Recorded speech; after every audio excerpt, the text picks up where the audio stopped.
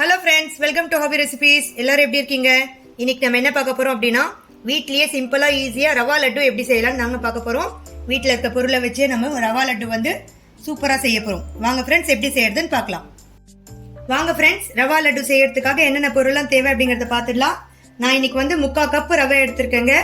அதுக்கு ஏற்ற மாதிரி ஒரு பாதி கப் அளவுக்கு சர்க்கரை எடுத்திருக்கேன். இங்க பாருங்க, முக்கா பவுல் அளவுக்கு ரவை எடுத்திருக்கேன், பாதி பவுல் சர்க்கரை எடுத்திருக்கேன்.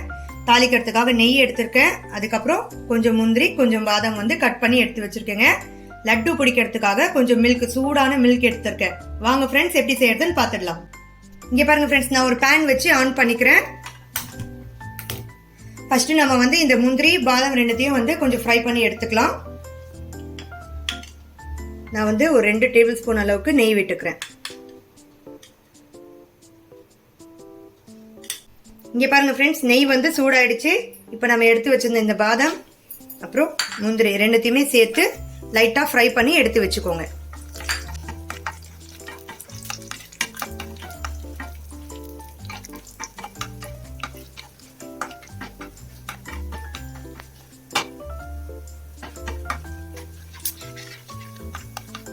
உங்க வீட்டுல வந்து இந்த பாதாம் முந்திரி இருந்தா நீங்க சேர்த்துக்கோங்க. இல்லனா நம்ம வீட்டுல இருக்கிற வேர்க்கடலையே இந்த மாதிரி ஃப்ரை பண்ணி சேர்த்துக்கிட்டா கூட இந்த ரவா லட்டுல சூப்பரா இருக்குங்க.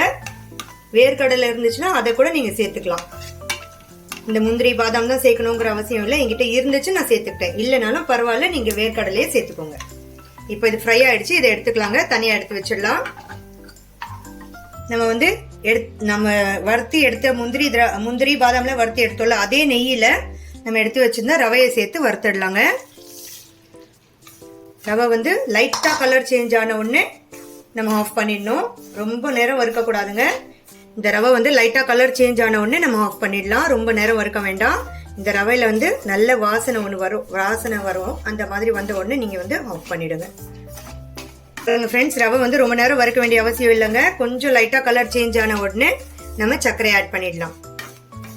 இங்க பாருங்க ஃப்ரெண்ட்ஸ், இந்த ரவா லட்டு வந்து சூப்பரா இருக்குங்க. சாப்பிட்றதுக்கு அவ்வளோ நல்லா இருக்கும். நம்ம ஈஸியா செஞ்சிடலாம். வீட்டுல இருக்க பொருளை வச்சு ஈஸியா சிம்பிளா நம்ம செஞ்சு கொடுக்கலாங்க. குழந்தைங்களுக்கு ரொம்ப பிடிக்கும். நீங்க இந்த மாதிரி கண்டிப்பா வீட்டுல ட்ரை பண்ணி பாருங்க.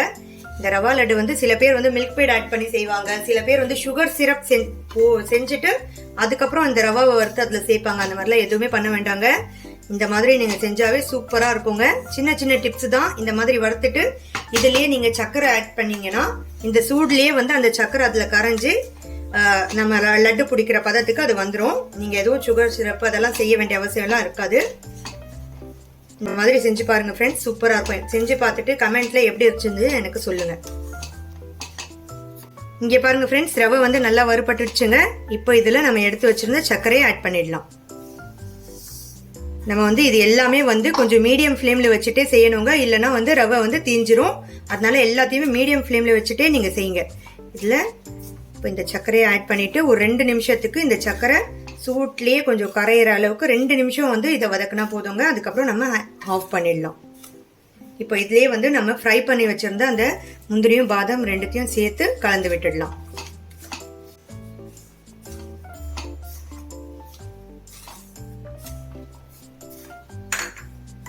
ஒரு 2 நிமிஷத்துல இந்த சர்க்கரை வந்து கரைய ஆரம்பிச்சிச்சு பாருங்க. கொஞ்சம் லைட்டா கரைஞ்சிரும். அதுக்கப்புறம் நம்ம ஆஃப் பண்ணிட்டு உருண்டை பிடிக்க ஆரம்பிச்சிடலாம்.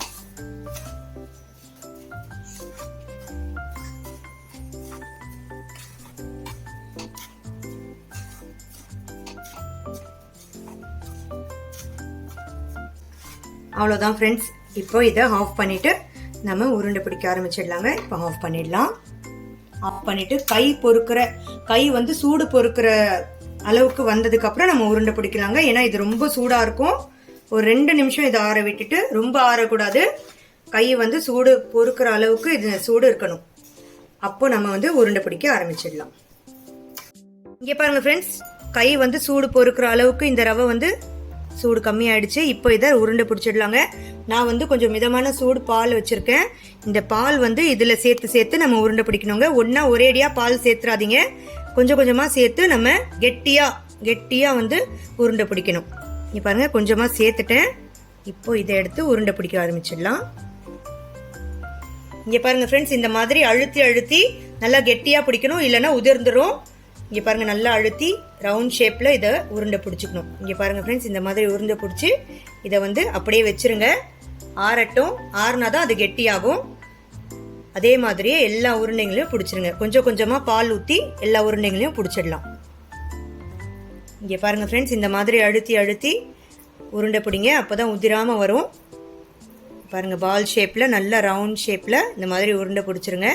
இங்கே பாருங்கள் ஃப்ரெண்ட்ஸ், எவ்வளோ சூப்பராக வந்திருக்கு பாருங்கள் ரவா லட்டு. குழந்தைங்களுக்கு ரொம்ப பிடிக்கும் ஃப்ரெண்ட்ஸ். இது கண்டிப்பாக நீங்கள் ட்ரை பண்ணுங்கள் வீட்டில். இதே மாதிரி கொஞ்சம் பால் ஊற்றுங்க, உருண்டை பிடிச்சிருங்க. இதே மாதிரி எல்லா உருண்டைங்களையும் நீங்கள் பிடிச்சி வச்சுக்கோங்க. இங்கே பாருங்கள் ஃப்ரெண்ட்ஸ், சூப்பரான ரவா லட்டு பாருங்க. சூப்பரா ஈஸியா நம்ம வீட்லயே ரெடி பண்ணிட்டோம். இந்த வீடியோ உங்களுக்கு பிடிச்சிருந்துச்சுன்னா லைக் பண்ணுங்க, ஷேர் பண்ணுங்க, கமெண்ட் பண்ணுங்க. மறக்காம என்னோட சேனலுக்கு சப்ஸ்கிரைப் பண்ணுங்க ஃப்ரெண்ட்ஸ். இதே மாதிரி நிறைய ரெசிபிஸ் நான் என்னோட சேனல் அப்லோட் பண்ணிருக்கேன்.